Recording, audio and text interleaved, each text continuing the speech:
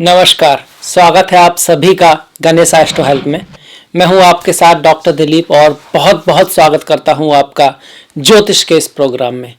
इस वीडियो में हम बात करने वाले हैं कर्क राशि वालों के लिए, कर्क लग्न वालों के लिए क्या लेकर आया है ये महीना फरवरी का 2022। हम देखेंगे कि ग्रह किस राशि में है, किस भाव में है, क्या रिजल्ट उनके अकॉर्डिंग हम पा सकते हैं और हम अपनी तरफ से क्या करें ताकि इस रिजल्ट से का जो हमारी तरफ जो रिजल्ट आ रहा है उसको हम और अच्छा कर सकें। कोई रेमेडी कर सकते हैं, कोई ध्यान रख सकते हैं, उसके बारे में भी देखेंगे। हम यहाँ बात करेंगे आपके कैरियर की, जॉब की, पढ़ाई लिखाई की, आर्थिक स्थिति की, शादी विवाह की, मैरिज लाइफ की, हेल्थ की, स्पिरिचुअलिटी, अध्यात्म, अब्रॉड एजुकेशन वगैरह जो भी जीवन के क्षेत्र हैं सारे ही देखेंगे। तो सबसे पहले देख लेते हैं ग्रहों की स्थिति, वो कहाँ पर है, किस राशि में, किस भाव में है, फिर उसकी एनालिसिस करेंगे और ये भी देखेंगे हम क्या कर सकते हैं। तो देखिए, ये आपकी कुंडली है फिलहाल में, ये पहला भाव है। इसमें 4 नंबर इसलिए लिखा है क्योंकि आपकी राशि कर्क है और कर्क जो है वो चौथी राशि है। पहली मेष है, दूसरी वृषभ है, तीसरी मिथुन है, चौथी कर्क है, पांचवी सिंह है। तो ये जो नंबर है ये राशि को दिखाते हैं। भाव ये प्रथम है, तो प्रथम भाव खाली, द्वितीय भाव खाली, तृतीय खाली, चतुर्थ खाली, पंचम भाव 5th हाउस में काल पुरुष की 8वीं राशि वृश्चिक में केतु आपके गोचर कर रहे हैं। छठे भाव में काल पुरुष की 9वीं राशि धनु में आपके शुक्र और मंगल हैं। सजिटेरियस धनु, इसमें शुक्र और मंगल हैं। सप्तम भाव में आपके शनि और बुध हैं मकर राशि में, कैप्रिकॉर्न में। और ये अष्टम भाव है, इसमें आपके 11वीं राशि कुंभ में गुरु और सूर्य का योग बन रहा है एक्वेरियस में। और ये गुरु और सूर्य का योग बहुत अच्छा होता है और शनि बुध भी आपस में मित्र हैं, तो बहुत अच्छी युति बन रही है। इसके रिजल्ट पे आएंगे। नवम भाव, दसम भाव, 9th 10th हाउस खाली है और आपका जो एकादश भाव है उसमें राहु जो है वो बैठे हुए हैं। 12th हाउस, 12वां भाव, द्वादश भाव जो है वो भी हमारा खाली चल रहा है। तो अब आते हैं इसके रिजल्ट के ऊपर। देखिए, सबसे पहले हम ध्यान दें कैरियर जॉब के मामले में। तो कैरियर का मामला कैसा रहेगा इसमें, काम जॉब। तो सबसे पहले कहाँ दृष्टि डालनी होगी, कैरियर का भाव कौन सा होता है, 10th भाव होता है। और कैरियर के कारक कौन कौन होते हैं, सूर्य है आपका, मंगल है, ये कैरियर से जुड़े हुए होते हैं, कहीं ना कहीं गुरु भी है। तो अब इन्हीं ग्रहों पे हम दृष्टि डालते हैं। तो मंगल आपके कुंडली में 10th भाव के मालिक हैं, छठे भाव में जा रहे हैं। 10th के स्वामी का छठे भाव में जाना अच्छा होता है क्योंकि 2, 6, 10 अर्थ त्रिकोण है। अर्थ त्रिकोण का स्वामी अगर अर्थ त्रिकोण में ही जाए तो रिजल्ट निकल के आता है। हालांकि छठा भाव किसका है, रोग ऋण शत्रु का है। तो काम के क्षेत्र पर रोग ऋण शत्रु मतलब ऑब्स्टिकल तो रहेंगे, पर चूंकि मंगल है, मंगल को तो ऑब्स्टिकल ही पसंद है, उसे तो चैलेंज में ही मजा आता है। तो उस ऑब्स्टिकल को पार करके आपको सफलता मिलेगी, अच्छा रिजल्ट आएगा। कार्य के मामले में आप अच्छा कह सकते हो, धन के मामले में भी, क्योंकि अर्थ त्रिकोण है, अर्थ त्रिकोण का स्वामी अर्थ में ही जा रहा है तो पैसा भी आएगा। धन के मामले में भी यहाँ मंगल आपका अच्छा दिखा रहे हैं। अब ये मंगल शुक्र के साथ बैठे हुए हैं और शुक्र आपके चौथे भाव के स्वामी है और एकादश भाव के स्वामी है। तो एफर्ट से आपको पैसा भी आ सकता है, लाभ भी हो सकता है। माता के साथ थोड़ा बहुत मतभेद रह सकता है, इस बात को ध्यान में रखना होगा यहाँ पे, क्योंकि चतुर्थ का स्वामी जो है वो छठे में आ गया। तो माँ की सेहत का भी हल्का सा आपको ध्यान रखना होगा। और ये दोनों के दोनों ग्रह 12वें भाव को देख रहे हैं। खर्चा रहेगा इस महीने, खर्चा काफी रहेगा, धन भी आएगा। 13 तारीख के बाद बहुत बड़ा धन लाभ हो सकता है। कारण क्या है, सूर्य धन का स्वामी धन को ही देख रहा है। अगर कुंडली में भी योग हुआ तो कोई जैसे बोलते हैं ना बहुत बड़ा लॉटरी लग जाना, लॉटरी ना लगे तो कुछ ना कुछ बड़ा धन लाभ होने की चांसेस बिल्कुल बन रहे हैं यहाँ पे। और कोई प्रॉपर्टी आदि भी मिल सकती है, कुछ स्पेकुलेटिव गेन भी हो सकते हैं, इनहेरिटेंस आदि भी मिल सकती है सूर्य की वजह से। धन का स्वामी धन को ही देखेगा तो इससे अच्छा क्या हो सकता है, वो भी गुरु की वजह, गुरु के साथ मिलकर। गुरु भी जहां देखते हैं वहां पे बढ़ा देते हैं, तो धन के मामले में बहुत अच्छा दिखा रहा है यहाँ पे। अब धन की बात आई है तो धन पे ही चले आते हैं। और ये गुरु और सूर्य की बात तो समझ में आ गई आपको कि गुरु बैठ के धन को बढ़ा रहे हैं और सूर्य की दृष्टि आ रही है, ये भी बहुत अच्छी बात है 13 के बाद। और इसके साथ साथ गुरु की और दृष्टियां भी देख लें तो और दृष्टि जो गुरु की होगी, देखिए यहाँ से 1, 2, 3, 4, 5 आपके 12वें भाव पर रहेगी। तो 12वें भाव पर 3 ग्रहों की दृष्टि आ गई आपकी, शुक्र की, मंगल की, गुरु की। तो 12th हाउस से संबंधित चीजें बढ़ सकती हैं, इंपोर्ट एक्सपोर्ट बढ़ सकता है, मेडिटेशन, ध्यान, समाधि, स्पिरिचुअलिटी में आपकी रुचि बढ़ सकती है, यात्राएं आपकी बढ़ सकती है, खर्चा भी आपका बढ़ सकता है। कभी कभी 12th हाउस आपको क्या बोल सकते हैं, एडिक्शन, इंडल्जेंस, ये सब भी दिखाता है। तो उसकी तरफ भी रुझान बढ़ सकता है, चांस कम है पर बढ़ सकता है, तो उसका ध्यान रखिएगा। गुरु की दृष्टि द्वितीय भाव पर है, वाणी आपकी अच्छी रहेगी, वाणी से लाभ होगा, परिवार में वृद्धि होगी, मतलब संतान प्राप्ति, पुत्र प्राप्ति, पुत्री प्राप्ति हो सकती है, संतान का विवाह हो सकता है, बहू आ सकती है आपके घर में, मतलब जो आपका जो फैमिली मेंबर्स हैं उसमें वृद्धि हो सकती है। कुछ शुभ काम जैसे कथा है, कुछ दान पुण्य, कुछ ऐसा आप करेंगे, आपकी फैमिली में कुछ अच्छा इवेंट होगा, किसी का जन्म ले देना किसी संतान का, आपके परिवार में, आपके भाई के बहन के परिवार में, पूरी फैमिली में कुछ अच्छा होगा, ये गुरु यहाँ से दिखा रहे हैं। और गुरु की भी चौथे भाव पर दृष्टि आ रही है, तो कहीं ना कहीं माता के स्वास्थ्य को जो मंगल की, जो शुक्र की वजह से हल्का सा दिक्कत आ रही थी, उसको सपोर्ट मिल रहा है। तो ऐसे में गुरु की वजह से कुछ खास दिक्कत माता को नहीं आएगी, पर हाँ शुक्र इस योग को बना जरूर रहे हैं। घर के संबंधित कुछ एक्शन लेना हो, जमीन से संबंधित, तो सोच समझ के लेना चाहिए, एकदम डायरेक्टली नहीं लेना चाहिए, थोड़ा सा एडवाइस लेकर, और थोड़ा आप कह सकते हैं ऑब्स्टिकल के साथ वो चीज होगी इस महीने, इस चीज को ये दिखा रहा है। अगर हम बिजनेस की बात करें, ये तो रहा था हमारा जॉब कार्य, कुछ लोग बिजनेस करते हैं, स्वयं का कारोबार करते हैं, उसके लिए बहुत अच्छा महीना है, कारोबार आपका बढ़ने वाला है। शश नाम का महापुरुष योग सप्तम भाव में बना हुआ है।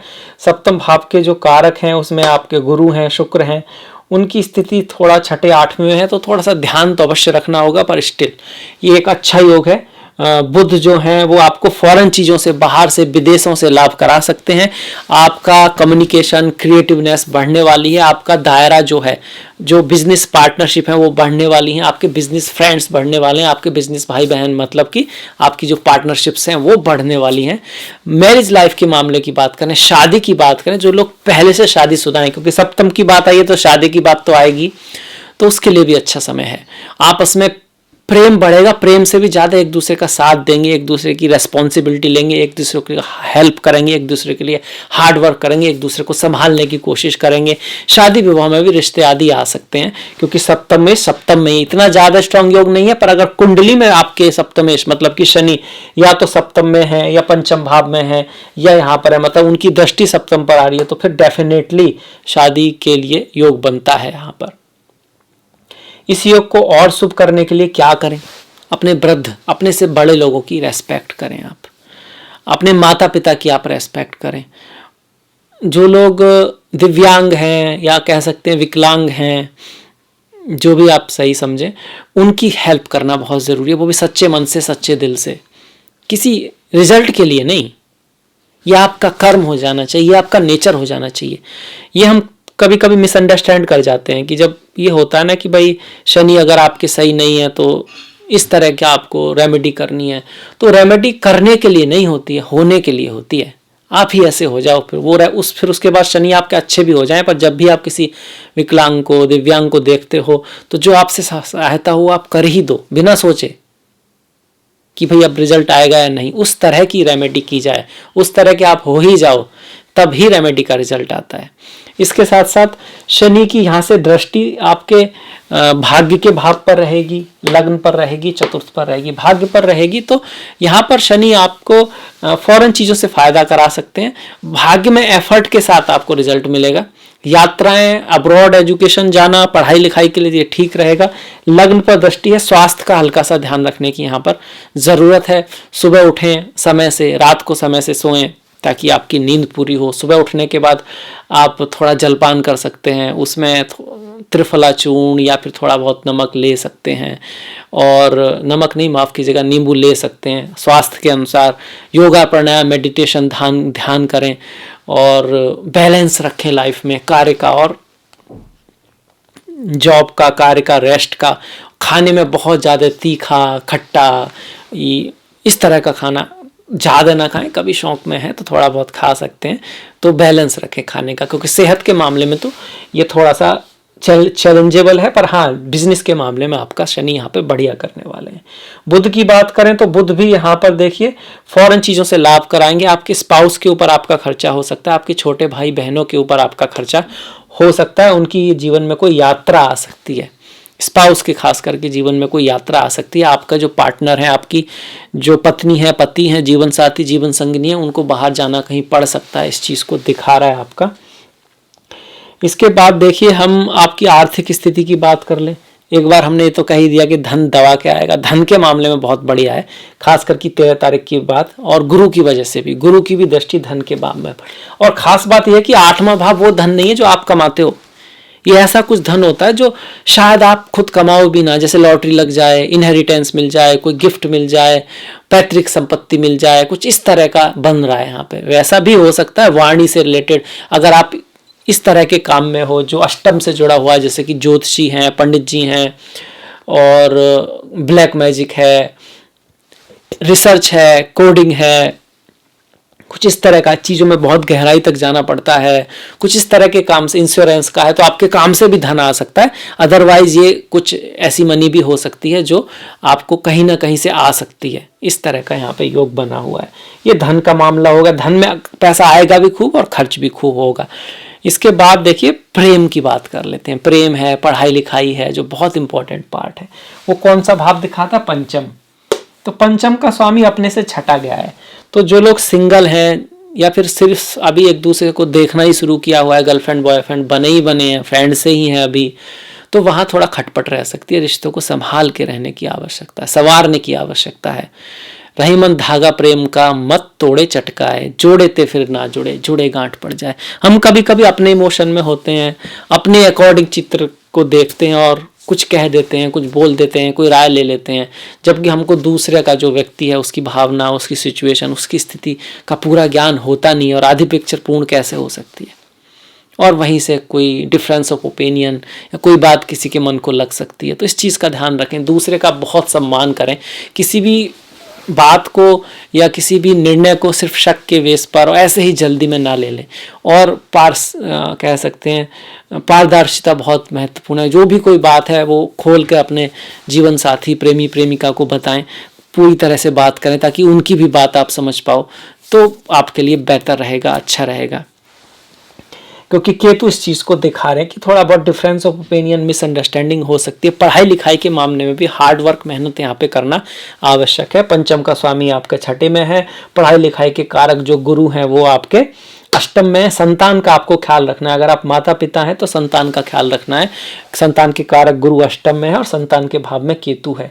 ऐसे में मैं रिकमेंड करूंगा भगवान श्री गणेश की पूजा करें, श्री मत्स्य अवतार के दर्शन करें, मछलियों को गोली वगैरह खिलाएं आटे की, और कुत्तों को आप रोटी वगैरह डालते रहें जब तक केतु यहाँ पर चल रहे हैं और गुरु आपके यहाँ पर है। अप्रैल में ये स्थिति बदलेगी, तब तक ऐसा करना आपकी संतान के लिए। अगर आप स्टूडेंट हैं तो आपकी पढ़ाई लिखाई के लिए, और आप अगर किसी रिश्ते में सिर्फ आए हैं तो मैरिज के लिए, शादी विवाह के, प्रेम के लिए ये बहुत अच्छी रेमेडी आपकी रहने वाली है। गुरुवार के दिन मंदिर में जाकर आप कुछ हेल्प वगैरह करा सकते हैं। गुरुवार के दिन ओम ग्राम ग्रीम ग्रोम सह गुरुवे नमः इस मंत्र का जाप कर सकते हैं। गाय को भी गुरुवार को हल्की सी हल्दी लगा के अगर चाहें तो लोई आटा दे सकते हैं, आपके लिए बढ़िया रहेगा। केसर का तिलक लगाएं, हल्दी के पानी में स्नान करें, आपके लिए अच्छा रहेगा। तो ये बात आ गई पढ़ाई लिखाई की आपकी, ये बात आ गई आपके प्रेम की, ये बात आ गई स्पिरिचुअलिटी अध्यात्म की भी, क्योंकि पंचम भाव स्पिरिचुअलिटी अध्यात्म से जुड़ा है। अब जब केतु की बात है और केतु की ही दशा चल रही है, केतु पंचम में है, तो आपको मंत्रों की तरफ खींच सकते हैं, रिसर्च की तरफ ले जा सकते हैं, किसी बात में डीप ले जाने की तरफ ले जा सकते हैं। केतु पढ़ाई लिखाई में आपका मन हटाएंगे, जो वो पढ़ाई लिखाई जो सब करते हैं, पर ऐसी चीज़ें जो आपके मेन कोर्स में नहीं है, स्पिरिचुअलिटी, अध्यात्म, अकल्ट, मंत्र, ये सब में आपका इंटरेस्ट ले जा सकते हैं। और रेमेडी केतु की वही रहेंगी। राहु की बात करें तो राहु जो है एकादश भाव में धन का लाभ कराएंगे, पर आपके सीनियर से थोड़ा बहुत डिफरेंस ऑफ ओपिनियन करा सकते हैं, फॉरेन ले जा सकते हैं, विदेश ले जा सकते हैं, पद प्रतिष्ठा प्रमोशन आपका बढ़ाएंगे। यात्रा करते वक्त आपको हल्का सा यहाँ पे ध्यान रखना है, और जमीन खरीदते वक्त भी थोड़ा सा ध्यान रखना है।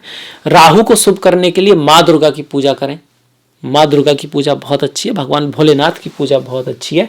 इसके साथ साथ राहु केतु तामसिक वृत्ति को दिखाते हैं। तामसिक ग्रह हैं आपके राहु केतु शनि मंगल, काम क्रोध ईर्षा मोह अहंकार मद मात्सर, ये सभी आपके जीवन में होने चाहिए, इनकी आवश्यकता है। भय नहीं होगा तो आप तो भयमुक्त हो जाओगे। वो भयमुक्त होना अंडरस्टैंड के लेवल पर तो ठीक है, पर आपके सर्वाइवल के लिए भय आवश्यक है, वरना बिजली का तार पकड़ लोगे आप। पर यही चीज़ आपको डोमिनेट करने लगे, भय इतना हो जाए कि भय में ही निर्णय ले रहे हो, तो फिर भाई वो तो जीवन ही क्या है। उसमें तो व्यक्ति अपना तो नाश कर ही सकता है, दूसरों का भी 100% कर सकता है। यही बात क्रोध पर भी है। थोड़ा बहुत क्रोध होना ठीक है, और वो आपके कंट्रोल में हो तभी तक, पर क्रोध में ही आप निर्णय ले रहे हो, क्रोध में अपना लक्ष्य बना रहे हो, क्रोध में आप अपने अचीवमेंट करने जा रहे हो कि एक दिखा दूंगा, दिखा दूंगी, क्रोध में आपने निर्णय लिया, वो निर्णय कभी सही होगा नहीं। निर्णय ही सही नहीं होगा तो रास्ता ठीक हो ही नहीं सकता, और रास्ता ही गलत है तो रिजल्ट तो गलत आना ही है। तो कभी भी इन चीज़ों को डोमिनेट मत करने दो अपनी लाइफ को। ये चीज़ें आपके लिए निर्णय ना लें, बुद्धिमानी आपके लिए निर्णय ले, ज्ञान आपके लिए निर्णय ले। और अगर ये चीज़ें ले रही हैं तो उसका मतलब राहु केतु नेगेटिव चल रहे हैं। तो राहु केतु की रेमेडी करिए ज्योतिषी वाली, और इन चीज़ पे भी ध्यान दीजिए। इसके लिए आप अच्छी बुक्स पढ़िए, अच्छी किताबें पढ़िए, अच्छे वीडियो सुनिए। जैसे बगीचा होता है ना, जिसको सींचा जाता है, सजाया जाता है, संवारा जाता है, ऐसे ही हमको भी हर दिन इवॉल्व होना होता है, अपग्रेड होने होता है। जो पानी बढ़ता नहीं है, साफ नहीं होता, वो क्या होता है, सड़ जाता है। तो हमको भी ऐसा नहीं कि एज हो गई, अब 30 साल हो गए तो हमको सब पता है, 40 अब तो बिल्कुल सब कुछ पता चल ही गया है, अगर 50 हो गए तो अब तो बस प्रोग्रेस के लिए हमारे पास कोई मतलब ही नहीं, हमें तो सबका ज्ञान है। ऐसा नहीं होना है। 80 पे भी सीखते रहना है, बढ़ते रहना है, अपने नई नई चीज़ों को अपने अंदर समाहित करते रहना, बदलते रहना है, पानी की तरह स्वच्छ रहना है, फ्रेश रहना है। ये राहु केतु का भी हो गया हमारा। और देखिए शुक्र की बात कर लेते हैं। शुक्र चौथे भाव का स्वामी आपका छठे भाव में है। माता के स्वास्थ्य का ध्यान रखना है, जमीन आदि खरीदते वक्त या गाड़ी आदि खरीदते वक्त थोड़ा ध्यान रखना है, ड्राइविंग वगैरह करते वक्त, गाड़ी से व्हीकल से जाते वक्त भी अपना थोड़ा ध्यान रखना है। लड़ाई झगड़े में नहीं पड़ना है, अपने आप को क्रोध से मुक्त रखने की कोशिश करनी है। क्रोध मुक्त मतलब क्रोध तो आएगा थोड़ा बहुत, पर मुक्त मतलब आप उससे मुक्ति हो, आप उसके कंट्रोल में नहीं हो, आया चला गया, समझ रहे हो, आप उसके इन्फ्लुएंस में आप निर्णय नहीं ले रहे हो। क्योंकि मंगल की दृष्टि आ रही है ना लग्न पर, खर्चा कराएगी, क्रोध लाएगी, अधैर्यता बढ़ाएगी। इसके साथ साथ 1 2 3 4 नवम भाव पर तो दृष्टि उनकी ठीक है। कार्य के क्षेत्र में आपको बाहर जाना पड़ सकता है, दूर ले जा सकती है, ट्रेवल आपको करनी पड़ सकती है। पिता के स्वास्थ्य का हल्का सा ध्यान बिल्कुल बनता है। नवम भाव का स्वामी जो है अपने से द्वादश आ गया, अपने से 12वें भाव में आ गया, तो भाग्य भी बहुत स्ट्रांगली तो साथ नहीं देगा। इसलिए टाइम टेबल, एफर्ट, गोल, और आप कह सकते हो लगातार सतत प्रयास ये करना आवश्यक है। गुरु को और भी शुभ करने के लिए, जैसे गुरुवार के दिन जो मैंने बताया वो आप कर सकते हैं कि कोई हेल्प करा दे मंदिर में, अपने गुरुओं की रेस्पेक्ट करें।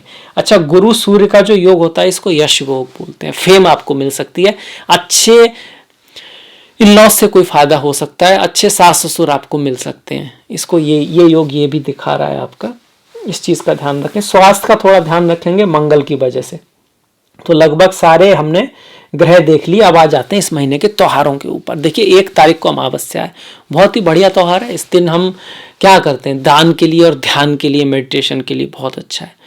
साफ सफाई घर की, पुरानी चीज़ों को निकालना। अब एक साफ सफाई सिर्फ घर की नहीं, मन की भी, शुचिता, प्रेम, अंदर करुणा, दया, सम्मान एक दूसरे का, अपने बारे में जानना, ये सब अमावस्या के लिए बहुत अच्छा है।